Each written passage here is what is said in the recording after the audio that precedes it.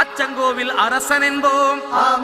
ஆரியங்காவு ஐயன் என்போம், குலத்து புளை பாலன் என்போம், எரிமேலி ஸ்ரீதர்ம சாஸ்தாவென்போம், சொரிமுத்து ஐயனார் அப்பன் என்போம், ஜோதிச ரூபன் என்போம், மகர்ஷி மர்தன் என்போம், மணிகண்ட சுவாமி என்போம்,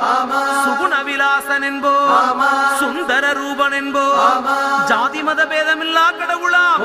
சத்திய வடிவான தெய்வமாம், ஆபத்தில் காப்பவனாம், அன்னதான பிரபுவாம், உலகத்தின் முப்பற்ற தெய்வமாம், சோதனைகள் செய்வானாம் ஆனா கைவிட மாட்டானாம். அப்படிப்பட்ட சாமி ரொம்ப சிறுசையா ஆனா சக்தி ரொம்ப